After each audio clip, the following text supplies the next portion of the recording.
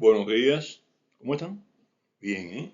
Bueno, hoy vamos a hablar de una demencia poco frecuente que ya, bueno, lo habíamos anticipado en el programa anterior, la enfermedad de Creutzfeldt-Jakob. Aparece en una persona de cada millón de personas.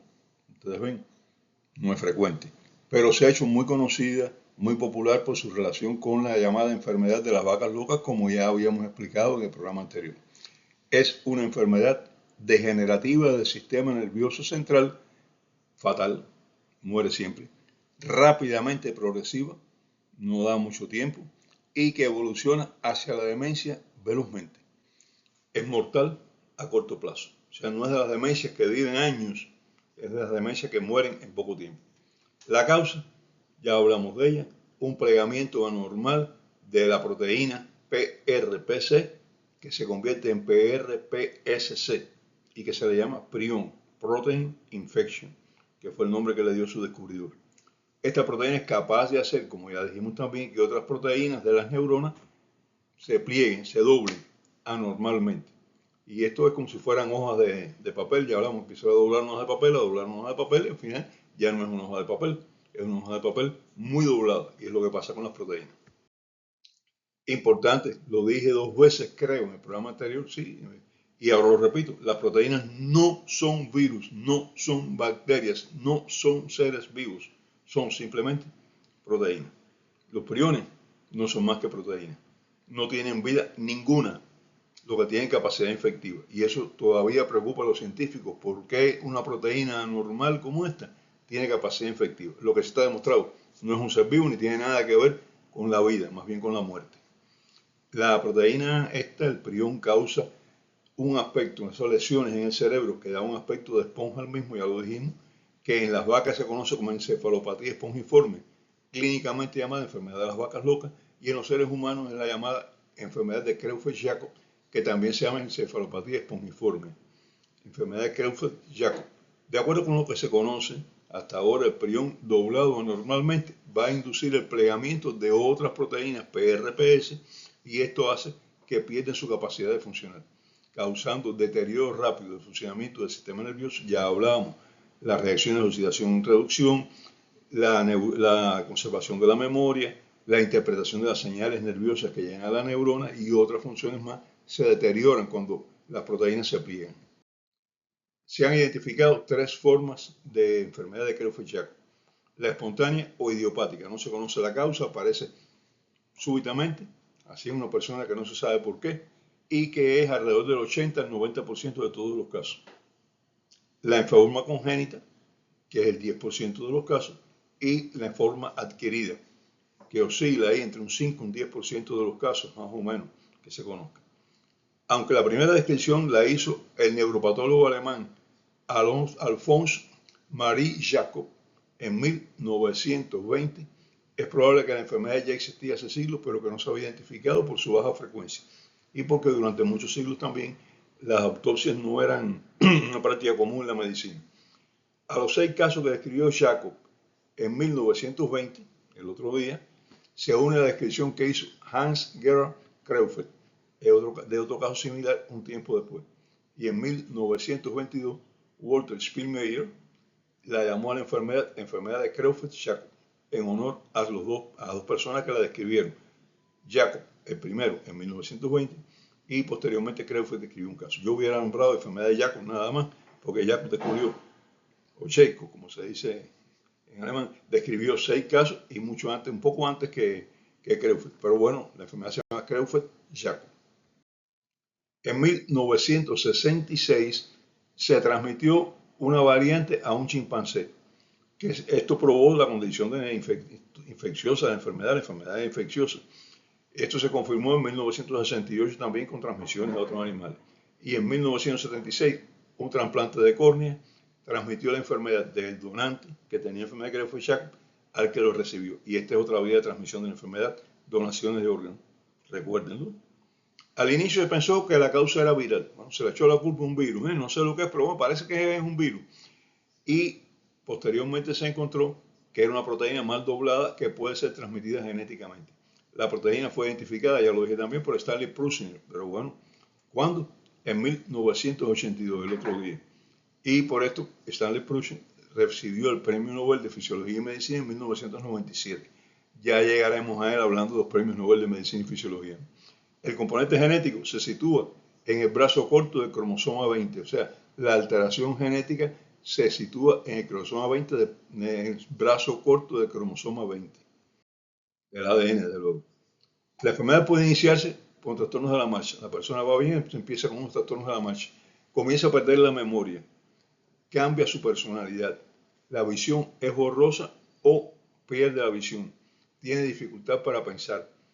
No duerme, insomnio, psicosis, trastorno psicológico importante, y mioclonía, que son movimientos involuntarios bruscos. No porque tenga un movimiento involuntario brusco, usted tiene una enfermedad de Creutzfeldt-Jakob, ¿no? Sino que son frecuentes, empiezan a aparecer frecuentemente. El 10% de las personas, o sea, las personas que la sufren, es por herencia. Y la herencia es autosómica dominante. O sea, son hijos de personas que tienen la enfermedad de Creutzfeldt-Jakob que le transmiten la enfermedad a sus descendientes. Hereditario, 10%. Herencia autosómica dominante. Por tanto, es fácil identificar cuando una persona tiene un alto riesgo de padecer esta enfermedad porque generalmente uno de los progenitores la padece. Basta con un gen alterado para tener la enfermedad. La variante esporádica es la más frecuente de todas, pero ¿cuál es la causa de ella? Bueno, pues se desconoce, no se sabe por qué se produce. No hay alteración genética como se ve en la hereditaria, no sabemos cuál es la situación que tiene. En 1986 se descubrió en el Reino Unido una serie de casos de demencia en ganado bovino. Las vacas estaban inquietas, se atacaban, se movían, caminaban de un lado para otro, y entonces se le llamó enfermedad de las vacas locas. Y se observó que anatómicamente en la necrosis de las vacas las lesiones eran iguales a las enfermedades de Creutzfeldt-Jakob en humanos. Ya se había identificado encefalopatía espongiforme, ya lo había dicho también en los priones, en ovejas y cabras mucho tiempo antes. Bien, la enfermedad se diseminó. ¿Por qué se diseminó? Pues se utilizaba harina de huesos y carne de vacas infectadas para alimentar otras. O sea, usted coge una vaca, le saca la carne, le saca la piel, que es lo que se comercializa, entonces de que nos quedaba hueso y algunas cosas, algunas partes de la carne. Y entonces esto se molía, se formaba una harina y esa harina se le incorporaba a la alimentación del ganado para que tuviera una mejor alimentación. ¿Y esto qué hizo? Que los priones iban dentro de esta carne molida y huesos molidos, más dentro de los huesos hay, porque había también otras pedazos de vísceras, etc. Y entonces las vacas adquirían la enfermedad. Por eso se diseminó rápidamente. ¿Qué tuvieron que hacer en el Reino Unido? Separar las vacas infectadas, matarlas, sacrificarlas, no utilizar sus productos y no vigilar las demás vacas que había para ver si había infección. Pero aquellas enfermedades vacas locas, que también hubo algunos casos humanos por contaminación, pues entonces encendió todas las alarmas. No se puede comer carne de res, me acuerdo que decían eso, por las enfermedades de las vacas locas, que la carne de res no puede venir de Inglaterra. Bueno, no puede venir de al lado, bueno. Y si las vacas se vuelven locas en otro lugar, nadie tenía explicación. En 1996 se diagnosticó el primer caso de transmisión a seres humanos a partir de vacas. La transmisión, y esto es muy importante, es exclusivamente por comer productos vacunos contaminados, principalmente encéfalo y médula espinal. A mí no me gustan los sesos, así que por ahí no tengo grandes problemas. O sea, no es comer carne de res. Comer carne de res, el riesgo es casi cero. Ahora, si usted come productos contaminados, sobre todo si estos productos son sistema nervioso central, el riesgo aumenta considerablemente. Además de eso, bueno, pues la enfermedad, la transmisión no ha sido muy tan grande, la parte esta tan importante, la forma adquirida, sino que la mayor parte de los casos son, como les decía al principio, los esporádicos. La enfermedad actualmente se ha reducido mucho en ganado por el control que se ha tomado y la transmisión a humanos actualmente es muy rara. Esto gracias a las medidas que se han tomado.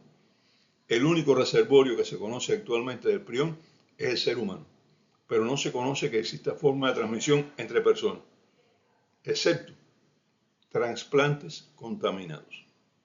Las personas que reciben trasplantes de otras personas que tienen priones, pues tienen un riesgo muy alto de sufrir de la enfermedad.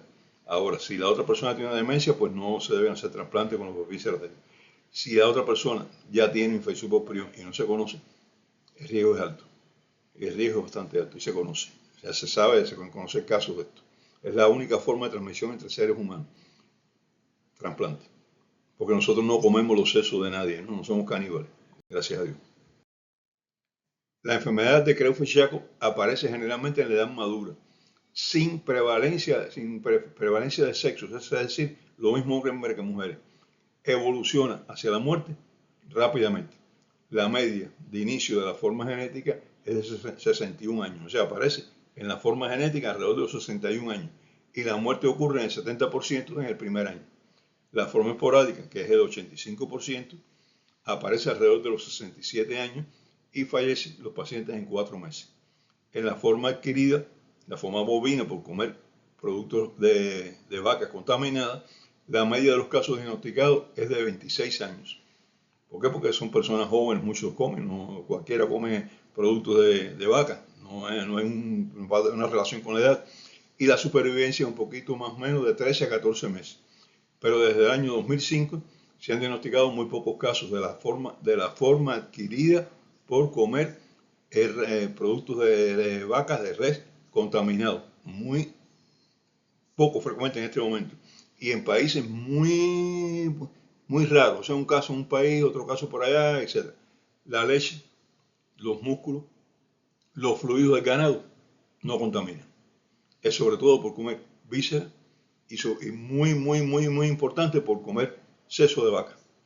Eso es, y también por comer médula de vaca. A veces no comemos la médula de vaca, pero comemos la columna vertebral de la vaca, y en la columna vertebral de la vaca siempre hay restos de médula. Y entonces ahí podemos contaminar.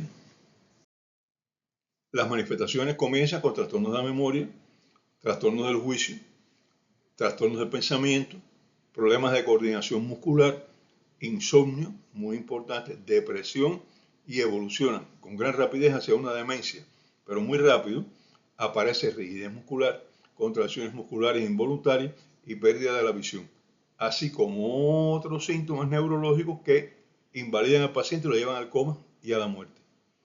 Existen variantes de la enfermedad como el curú, que aparecen los indígenas del grupo curú de Nueva Guinea, pero esto es porque estas personas practican el canibalismo familiar. Cuando muere un familiar se lo come la familia.